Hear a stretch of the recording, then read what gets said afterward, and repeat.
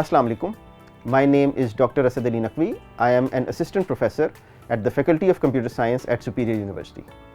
Today we will discuss the practice of trustworthy knowledge creation in scholarly work. As we know that the purpose of research is to create new knowledge, or at least to add to and enhance the knowledge in a particular field. This new knowledge is then disseminated to the researchers and professionals in that field, and sometimes to the public at large through books, articles and research papers. Now here's a question. When you read a research paper, how do you know that what has been written in that paper is the truth, or at least has been written in good faith? It comes down to trust. Do you trust the author of that paper, and do you trust the research community? Trust is established and it is earned by adhering to a code of ethics. The code of ethics in scholarly work involves behaving ethically and responsibly across all stages of scholarly activity, from formulating research questions to conducting the actual research, to publishing the findings and engaging with the broader community. Having a high degree of trust means that the research community and the public at large will pay attention to your work and will give it importance. On the other hand, a low degree of trust or no trust at all means that everyone will ignore your work no matter how good it is, because in their mind what you have written may not be the truth. One of the easiest ways for a scholar to lose trust is to engage in plagiarism. Plagiarism is defined by the Merriam-Webster dictionary as to steal and pass off the ideas or words of another as one's own, and to use another's production without crediting the source. Since plagiarism destroys trust, scholars avoid it like the plague. The way to avoid plagiarism in a publication is for the author of that publication to properly credit the sources of ideas and assertions that are not the author's own. There is only one exception to this rule, which is some pieces of information can be considered common knowledge in a particular field. And in that case, the source of that information may not be mentioned by the author. For example, if an author in his publication mentions that there are 7 continents in the world, then this author does not need to provide a reference to the source of this information, because this claim that there are 7 continents is common knowledge. On the other hand, if, for example, in an environmental impact study, the author asserts that the population of the island of Zanzibar is expected to increase by 2% in the next 5 years, then the source of this knowledge must be provided by the author, because the expected population growth of Zanzibar is not common knowledge. We provide the sources of ideas and assertions in our publications through a system of references and citations. But before we get into that, let's first take a look at the kinds of sources that we may want to use in scholarly publications. The kinds of sources can be divided into 2 broad categories. Category 1 is primary sources and secondary sources, and category 2 is popular sources and scholarly sources. Primary sources are original sources of information, and secondary sources are built on primary sources and research.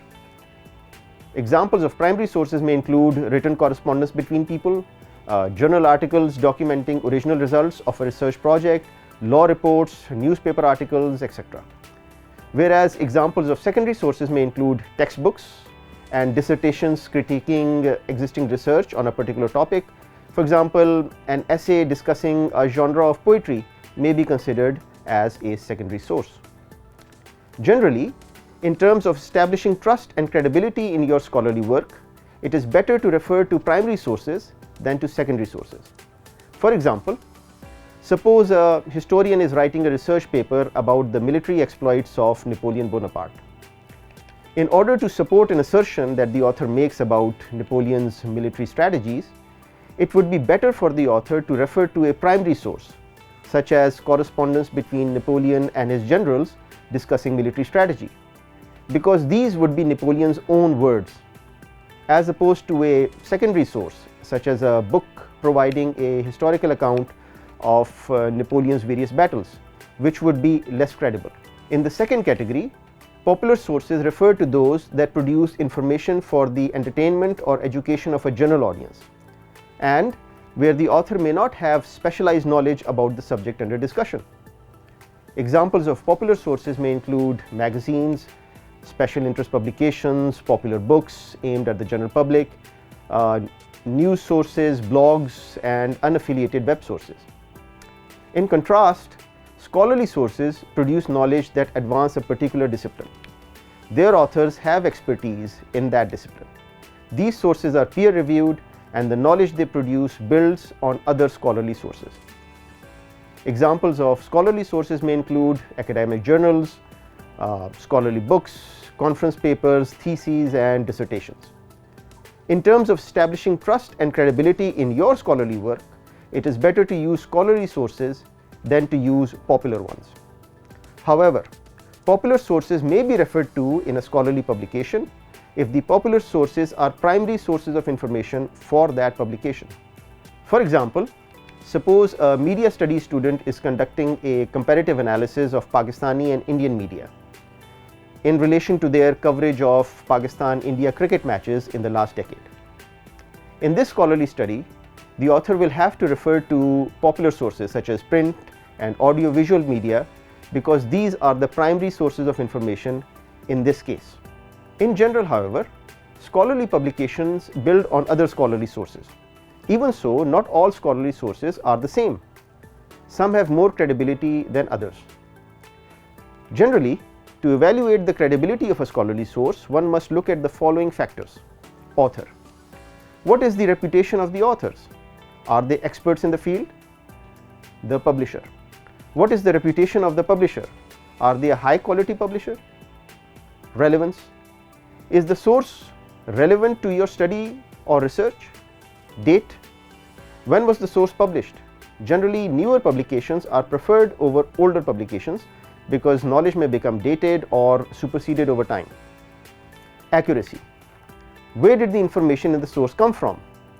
Does it cite other credible sources? Does it explain how any data referred to was collected or retrieved? In terms of evaluating the credibility of sources, one must always be aware of predatory journals. Predatory journals are not credible. They are often a scheme to make money by charging the authors a fee for publication. They often don't have an editorial or peer review process, and they may accept articles of questionable methodology or content. It is always best to avoid predatory journals as both venues for your publications as well as sources of knowledge in your own papers. This is because you never know when a predatory journal may become blacklisted or otherwise just go out of business. In either case, the papers published in that predatory journal may no longer be available or may no longer be considered valid even if they are available online. We mentioned earlier that acknowledging sources of information is essential for avoiding plagiarism. However, academic integrity is not the only reason for crediting sources. Other benefits of crediting sources are as follows. It demonstrates that you have read widely about the topic of publication. It puts your work in context relative to the body of knowledge in the field of publication. It provides evidence in support of your assertions. It allows the readers to follow up sources in more depth. It allows the reader to check the accuracy and rigor of your work. It allows you to become a part of the academic community by participating in the research conversation in your field. In order to acknowledge or credit the sources of information in our scholarly publications, we use a system of references and citations. A reference is essentially a structured way of representing a source of information. Generally, all distinct sources of information in a publication are collected and listed together in a section called references at the end of the publication. A citation, on the other hand, is a shorthand way of representing a reference within the text of your publication. Citations in the text appear where credit needs to be given to a source of information. A reference to a source of information, such as a book, may contain the following pieces of information: the author or authors' names, the year of publication, the title of the book, the edition if applicable, place of publication, and the publisher. This information is presented in a reference in a particular format. There are various formats or ways in which references and citations can be written within a publication. These different ways are called referencing styles.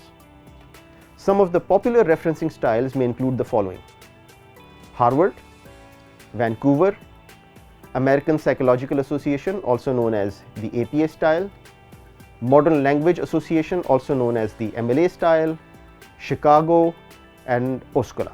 The referencing styles we use often depend on the journal where the paper is being published. Various publishers impose a particular referencing style for the sake of standardization. Each referencing style has its own pros and cons. For example, the APA referencing style alphabetically sorts the reference list according to the surnames of the authors, and the APA citation also mentions the surnames of the authors as well as the year of publication within the citation text.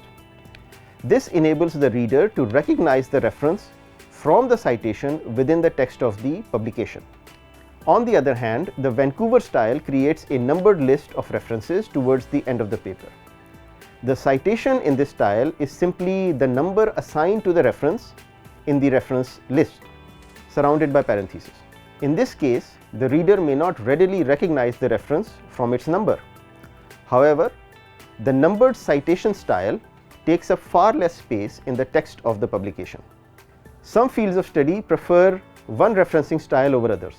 For example, biomedical and health sciences publications tend to favor the Vancouver style of referencing, whereas the social science publications tend to favor the APA style of referencing. Now let's take a look at the do's and don'ts of incorporating external sources of knowledge into our publications. The first thing to remember is that copy pasting or quoting directly from external sources is generally discouraged. There are of course exceptions to this rule, which we will discuss later. However, ideas from other authors should be paraphrased and written in your own words, with the appropriate citation provided in the text, of course. Paraphrasing is not simply changing a few words from the original text, rather it is rewriting the original text in a way that demonstrates that you have understood the concept and the context of the information. Using someone else's exact words must be avoided. However, sometimes we need to use a memorable line or sentence that belongs to someone else in our publications. Using someone else's exact words must be avoided. However, sometimes we need to use a memorable line or sentence that belongs to someone else in our publication, or use someone else's exact words to comment on them ourselves. In these cases, the copied sentences must be put in quotation marks and should be italicized to distinguish them from the rest of the text. Of course, a citation must be placed next to this quotation.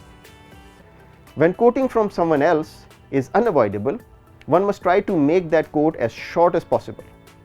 Therefore, a normal quotation on a scholarly publication will be no longer than a line or two. Using longer or frequent quotations damages the credibility of your work, because your reader may think that you are filling your pages with someone else's words with minimal ideas and understanding of your own.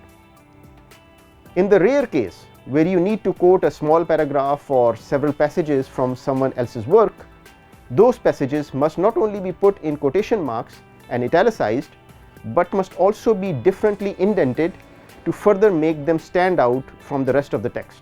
A normal publication may have dozens of references, and theses and dissertations may have hundreds, and even more citations. Consequently, managing references manually can become a major challenge for scholars. Fortunately, there are excellent tools available that can help us manage references and citations, and can also facilitate translation between different referencing styles.